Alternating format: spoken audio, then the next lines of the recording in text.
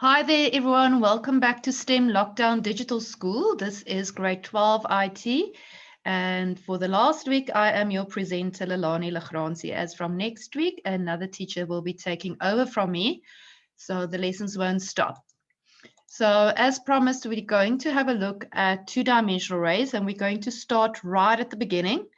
And just to make sure that you guys have all the rules, it's important that you study certain sections of code so that you are able to apply it to the more difficult question, your last question of your paper at the end of this year. Hi, Sean. Nice that you have joined us again. So some of you guys might have seen this already, but I do think it's important that you just revise this. I have seen some people completing 2D arrays and not following the basic rules. So first of all, we need to understand what's going on in a two-dimensional array.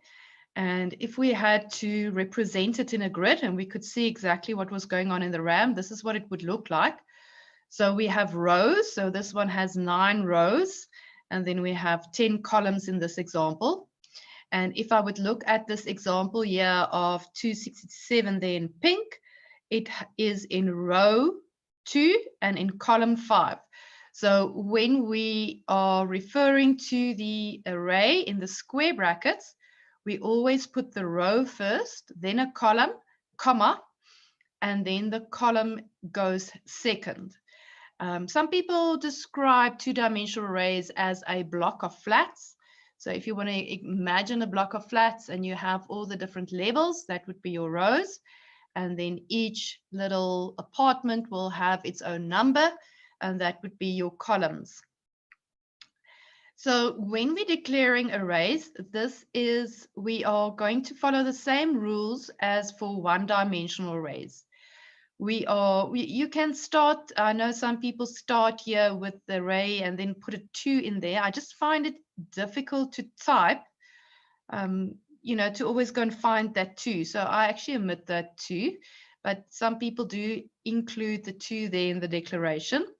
But we're going to give it a name and then array, square brackets, and then the rows go first, and then the columns go second. Now, what goes inside of the square brackets here is integers or chars. Remember, ordinal values. Same as one-dimensional arrays, inside of the square brackets, we can't put reals or strings in there. So you will declare them. If it is an char data type, you'll have inverted commas around each character. So this will have rows from A to Z, and each row will have 20 columns. The data type that it can store, well, it can also only store one data type as one-dimensional arrays, but we can use any data type here. So it can store integers, it can store strings, and also we are really preparing you for that final question. If you feel the need in that final question to add a 2D or a 1D array, you are allowed to do that. So it's up to you what you want to add to solve that problem-solving question. So that's the basics of declaring arrays. Now, there are many ways of populating arrays, and that means giving them values. And this is often the way that it's given in an exam, or maybe part of it. So you could have more than one two-dimensional array. So sometimes the values, as with one-dimensional arrays, are given. So this array has values from 8 to 12, representing maybe a school, a high school, grade 8 to 12, and then register classes A to G, and they hold integer values. Then there'll be an equal sign, and in that you see the purple brackets here, that starts and ends this assignment of the values. The red brackets indicate a row at a time, and then each value here is in a column of that row. So if we have a look at the value of 20, this would be in row 9, because this is 8 and this is 9, and it is in column B. So when we want to refer to this value, it would be in the square brackets 8, comma B. Oh, I'm lying. 9, comma B. Okay, so row 9, column B. So this is often given if you are going to use something similar to in your PAT, because remember your PAT, part of the PAT is the more difficult part that you have to add to your PAT. You are allowed to use 2D arrays for that. So you could use something like this. And the only thing that you need to keep in mind that if you are going to use this method of populating your two-dimensional array is that you have to fill all the spaces exactly. So if you have 8 to 12 rows, you have to have the same number of rows and you have to fill all the columns as well. You can initialize them to 0, but that would be a bit silly. I don't recommend this for your PAT though. I do think that you should populate your two-dimensional array in another method. So if we have a look here, this is an example of possibly asking us to either add random values or to get input from the user. Now, just a reminder, when we have a loop, we always have to use an input box for entering values in a loop. The user can't change objects on your form while the loops are executing. So whenever you have input in any loop, for loop, while loop, one-dimensional, two-dimensional arrays, it will be in an input box. So I have my input box here at the bottom, but so when we are inputting values, you can start with either the row or the column. If you're going to fill them all, it doesn't really matter. I always just prefer to start with a row because majority of the times we do start with a row. So in this case, we're going to start with row 8. And then remember the inner loop executes from A to G before the outer loop changes. In other words, we will have array num will be 8. I row will stay 8 while C col changes from A to G. Then row 8 will be completed and only then will we go to row 9 and then those values are completed. So here's an example of adding random values from 20 to 29. And either that or maybe you could replace it with something like the bottom bit here where we use the input. If the array here was an integer, you would have to remember to use your string to int. Now, when we're looping, people are often confused as to what do I use here for my for loop headings when we're using arrays, whether one or two dimensional arrays. Now, in an exam, we might have many rows or columns and we might not have filled them all. So we're going to just look at that example just now when we are going to loop and we're going to use a counter to see how many we have filled, because as with one dimensional array, we don't have to fill everything. But the indexes here of arrays often give me the clue as to what my loop heading must be. So as you can see here, if I'm going to fill all of these spaces, my row is an integer declared as the index. So I'm going to loop from 8 to 12. So you can see how that corresponds. And then my column, these are chars. So I have to declare a for loop variable as a char data type. And then that would be what I'm looping from A to G. So this is a clue as to your loop headings for one and two dimensional arrays. It also follows, if you have a look at this, we have seen this before. Your in operator can make use of something similar. Obviously, the in operator needs the same data type in there. And also your case statements when we had to look for ranges. So it's not unfamiliar, this code. By the way, I really want you guys to open up the chat and ask a question as we go along.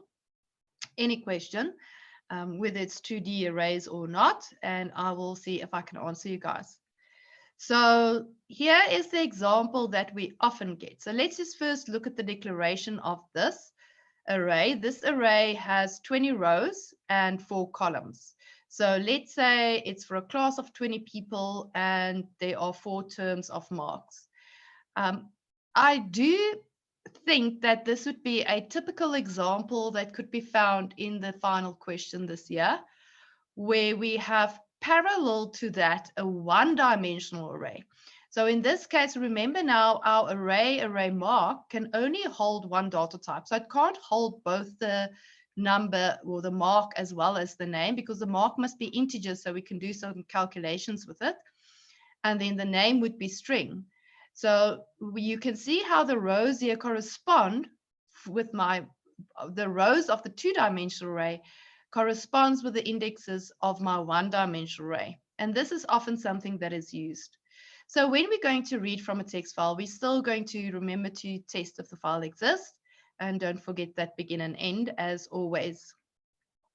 Now, that 20 was important. We might not fill the array up to 20, but in the past, we've actually had past papers where they create a text file that is larger than the declaration of the array. And then what would happen is your code or your program will crash every time that it's reading from the text file.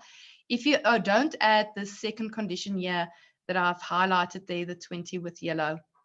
Okay, so assign file and reset file that you should all be fine with. If not, you need to study that ASAP. And I'm going to use a counter, iCountR, which is keeping track of the number of rows, because we might not fill all 20 rows. So that's why I'm using my counter, is to know how many rows are filled, number one. And number two, also to prevent my program from crashing should that text file be larger than my array can handle. Remember, once an array is declared in an exam, you can't go and change the declaration. If yours is crashing, it means you messed up somewhere else. And it's usually in here. So yeah, my normal while not end of file, and then the iCountR is less than 20, my maximum of my two-dimensional arrays. Speaking of maximum, sometimes they also declare a constant like imax, which will hold this value, and then they will use it in this declaration. Let me just scroll up. They'll use imax there. Then also go and use imax in here. Okay, because those will all correspond. So we're going to read a line from the text file, and the example here, I have the example of what is in this text file that I'm reading from at the moment. So it contains a name and then a bunch of commas to separate the numbers. Remember, sometimes they change this. They'll have the name and then maybe a hash and then commas. You're going to have to look to see what is given in your text file. I'm going to increment the row. Now, this example here is loading every single line. Some papers, as we have done before, will not necessarily always increment the counter of the row if we're not going to load every single line from the text file into the 2D array. So this inc might have to move into an if statement. Let's say we were looking for lots of values with Anna, or it was input from the user. We would first have an if statement to test, do we want to add this line to our array? And then only on the inside of that increment the counter. But here we're going to add each line, and I'm going to find the position of the comma to copy out the name. And this part here, I recommend that you guys always use this pos copy delete method.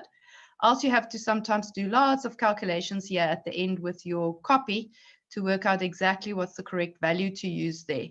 So using pos copy delete just saves us some time of overthinking what we need to do. So I'm copying out the name here and putting it in the one-dimensional array in iCountR. Now, iCountR will now stay, if it's the first time that I'm looping, it's going to stay one, and I'm going to put all the marks in for array mark one. In other words, Anna's marks will all be in row one of my two-dimensional array. So once I've deleted the name, I'm left with just the numbers there at the end. And there's two ways in which this can be given. The first is that they do have commas all the way to the end. You'll see there's a comma right at the end of this line as well.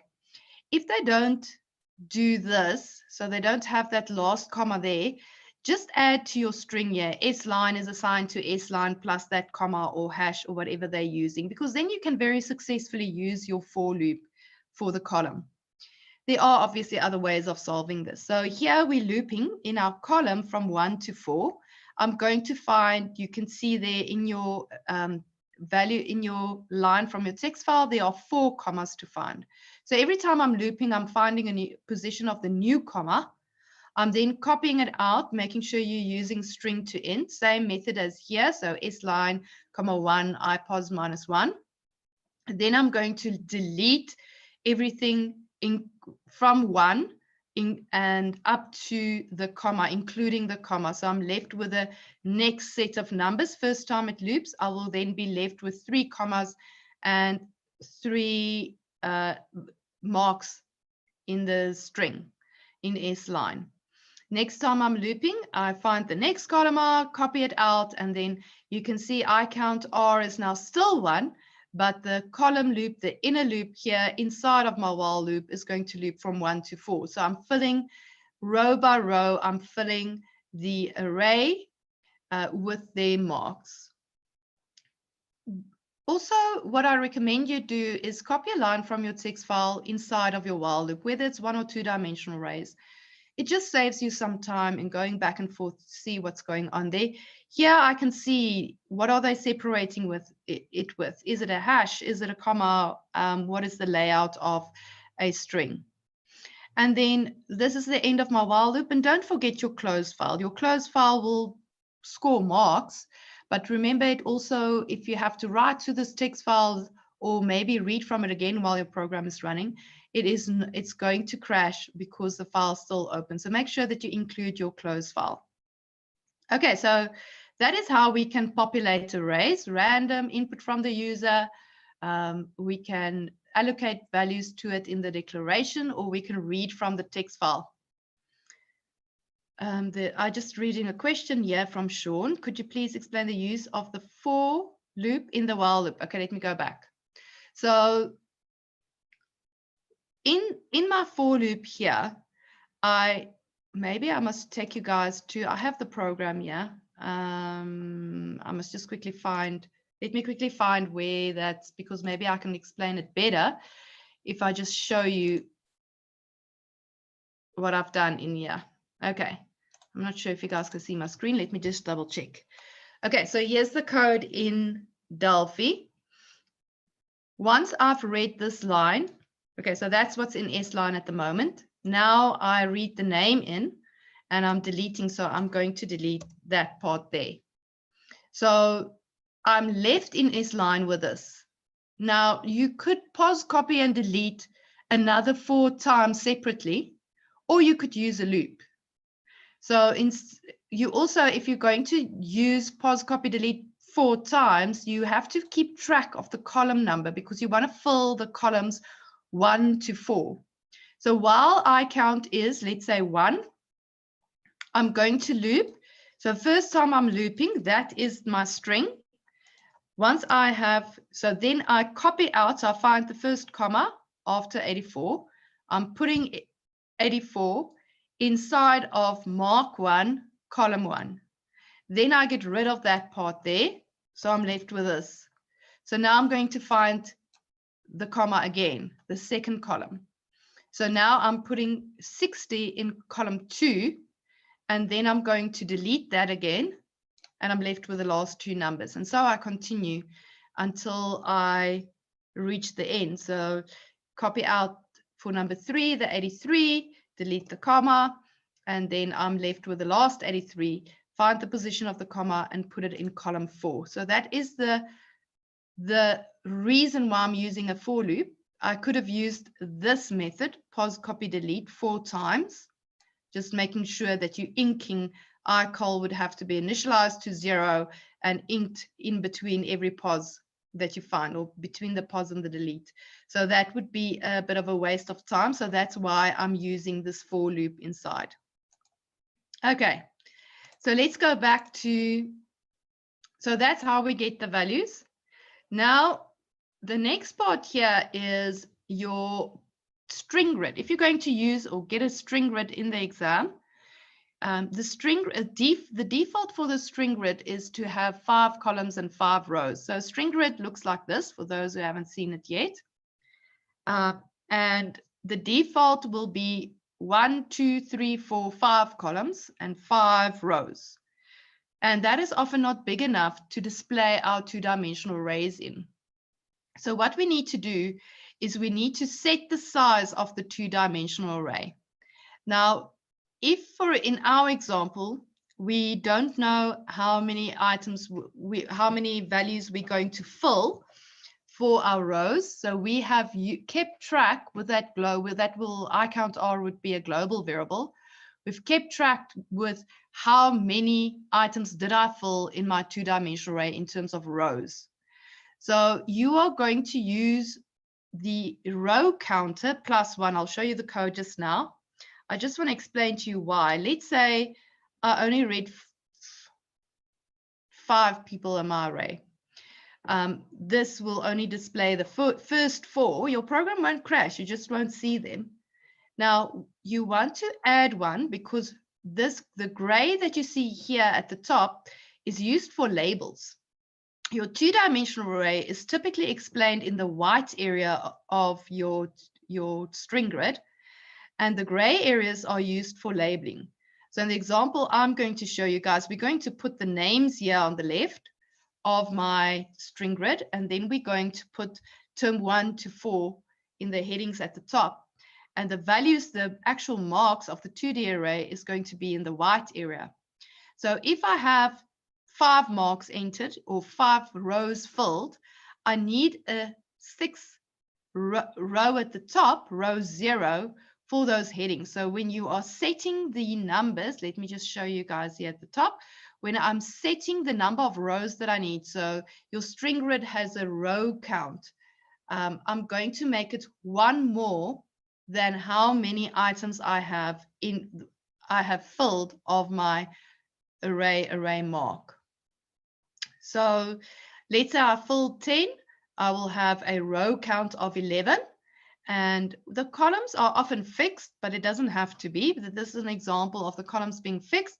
Let's say we will have 4 terms, and we will need a 5th column to display the names of the learners. So as you can see, we've declared array mark with 4 columns, and I'm making the column counter 1 more. This iCountR can also be changed with fixed code. Let's say they said we will fill all 20, then this will just be 21. But majority of the time it is a variable. You can set the widths of the string grid, so you can set the column widths. You're going to loop, if you want them all to be the same, you can loop through them. So just to set the size, especially for your path, they don't always fit properly. And you can just loop through them and give them each a size. Same for your column, but your rows, but they have heights, they don't have widths. So we can set the column widths and heights by using loops. And let me just show you guys. Now we're going to get to displaying. So we have to, we usually separate our headings and our labels when we're doing string grids, but you don't have to. But I usually use separate sets of loops to display those. So we want to display in the gray row at the top, we want to display term 1 to 4. And in the rows here, we want to display the names. Now, what you need to be aware of, your string grid also has square brackets, but your string grid, the column goes first and the row goes second. Whereas with the arrays, row goes first and the columns go second in those square brackets. And be aware that the top row here is row 0 for your string grid. And the left column, the gray column here, is column 0. So you'll see I have indicated on your screen now what are the values of the columns and the rows of my string grid here. So this is column 0, row 1. This one here at the top is column 0 and row 0. And all of these you will see have row 0. So when we want to display, the first part here is displaying my labels in column 0. Remember, that's that first gray column.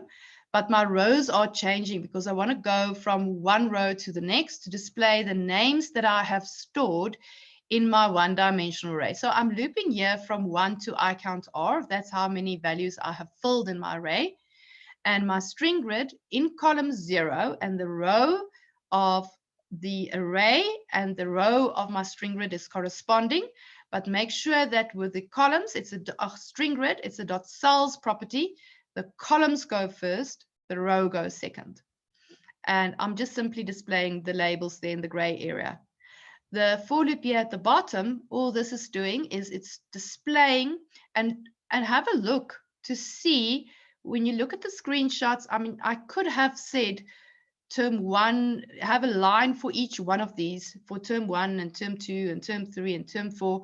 But as you can see there, I can already see 1, 2, 3, 4. Oh, goodness. Okay, I can use a loop to do that instead of having to do that in 4 different lines. In an exam, you will score marks for both of them if they are working according to the question. It's just going to take you much longer to code. And people often make a mistake.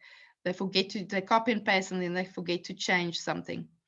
So what I'm doing here is I'm looping from 1 to, and I've used the column counter here. It could be a hard code 4, or maybe it was I column counter had a value stored in it.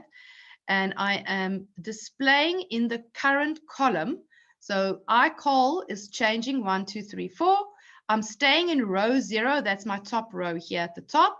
And I'm displaying the word term plus then the value of my for loop iCol.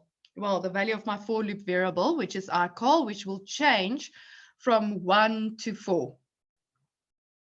So once I've ran those 2 sets of loops, my output would look like this. So I have filled column 0, and I've filled row 0 with the values that it needed. So now it's time to display your 2-dimensional arrays. This is just a way to remember. Remember the string grid has a dot cells property, so your columns goes first. Remember with arrays, you're now going to see we're going to use the row first. So when we are displaying our 2-dimensional array, one thing to keep in mind is that the cells property of your string grid can only contain strings. So you have to use into string if you are displaying an integer array, or float string F if you're displaying a real array. So I'm going to loop, and it does not matter when you are displaying all the values. It does not matter with which for loop you are going to start with. I just always start with a for loop for the row by default. So here we're going to loop from 1 to our row counter, and I'm going to loop from 1 to 4 with my column counter.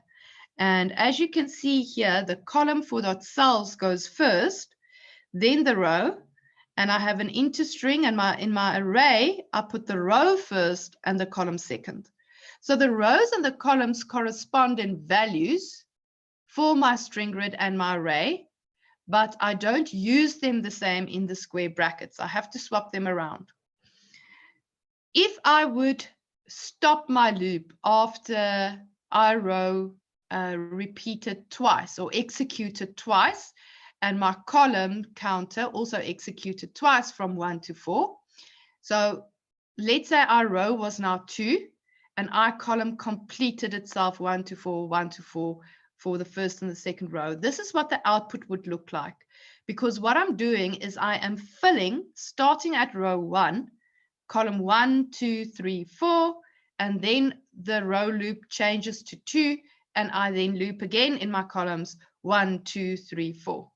And that is if I would break my code there after the I row is 2, this is what my output would look like.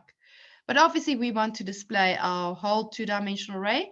So if you have values in your array, your 2-dimensional array will now be displayed in your string grid. So this is not always needed for the exams. I must admit, I can't remember. I think there was maybe a year when we needed. The problem with your string grid is if you are displaying in a string grid and later in your program, let's say you used a display procedure for your string grid. Now later in your program, you delete a column, which we will also cover. Then the values still sit there in your string grid. So it sometimes looks like it is not deleting, but it actually did. It's just that last value is still stuck there from your previous display. So a good idea, especially with your PAT, when you're displaying in a string grid, is clear your string grid before you output every time so that you can see rows and columns being deleted, because they're not being deleted from your string grid. Your values must be deleted from your two-dimensional array. Your string grid is just there to use as a display. So to clear a string grid, you can loop from 0. That will also clear then your headings, your column and row headings. And you can loop from 0 to the counter and 0 to 4, and then just clear it by using the empty string. Or you can use a dot clear as well as on the right. So any method would work. The second method here is you just have to loop through either the columns or the rows to use your dot clear, but then you have to remember to say dot cols and square brackets icol dot clear, which you might forget because we never actually use code like this. Whereas this, it might be easier for you to remember. That's why I think method 1 would probably be better for you guys to try. One thing that you need to does the clear the whole string grid. Who said so? Clear dot clear is going to clear that column. So if I start at column 0, the whole column is cleared. So therefore, so it clears column by column. If I clear my columns, my rows are therefore cleared as well. So either you're going to loop through your columns or your rows, and just depending on which one you want to use. So there is no dot clear that I'm aware of. Maybe one of you guys find one. I have tried numerous times to find a dot clear for a string grid, but I can't seem to find one. This was the best way that I could find to clear a string grid. Maybe one of the teachers watching me will probably, send me a message after this lesson and tell me, and then I'll share it with you guys. But this is the methods that I could find of clearing string grids. What is very important when you are processing, we're now going to move on to some processing, is that the processing happens with your arrays, whether you're deleting or calculating averages or finding the highest or the lowest. You want to use your arrays and don't use your string grids to process anything. Your processing must happen. The marks are allocated for processing in your two-dimensional arrays. A lot of learners find, oh no, it's quite easy. I'll just find that answer in the string grid and just display it from there. And then you lose quite a lot of marks. So make sure your processing, your string grid must really just be like a rich edit. As we would use a rich edit, we never use our rich edit for processing, even though it's possible. You might not even know about it. That's teachers usually hide that little bit of knowledge from you because you would lose a lot of marks for doing that. So your processing must happen in the two-dimensional array, and string grids are just there to display. That's it. That's all you're going to use it for. Okay. Sorry, I just have to get to the processing bit. So let's say we wanted to calculate, oh goodness, sorry, I am clicking here and then messing around with the chat.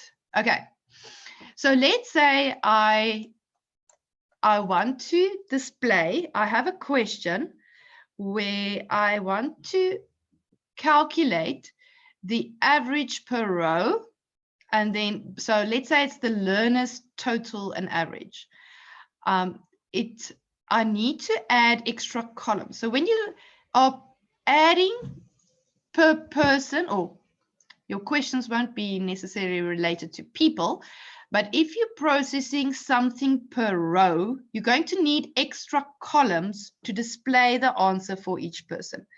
Now, if we need these extra headings or extra columns for my two-dimensional array, let's say we had 4 terms, then I need a 5th column for this one, the first one here, column 0, that displays the names, a 6th column for my total, and a 7th column for my average. So your column counter now needs to change to 7. So if you need 2 extras to display max, maybe the highest and the lowest mark, you need 2 extra columns.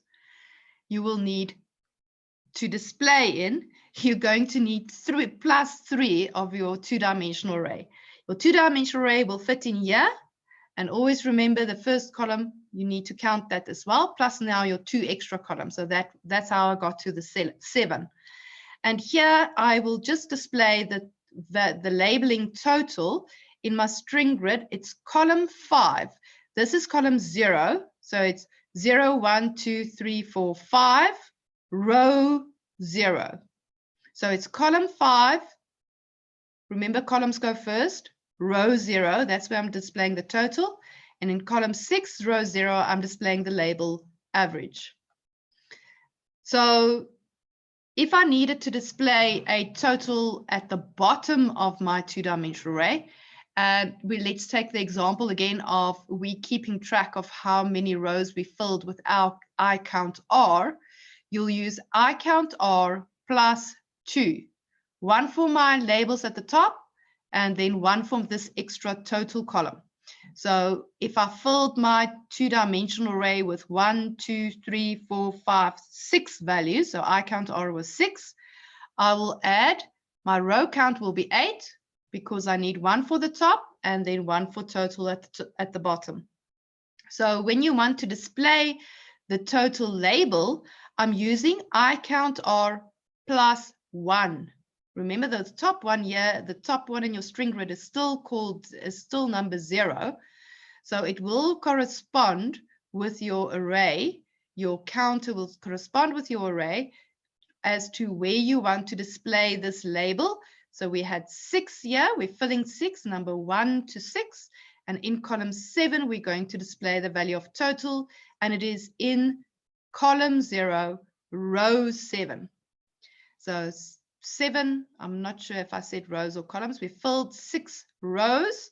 We want to add a 7th row and display it in column 0, the total. So that's how you would use your counter variables. And I have a feeling that this is going to be very similar as to,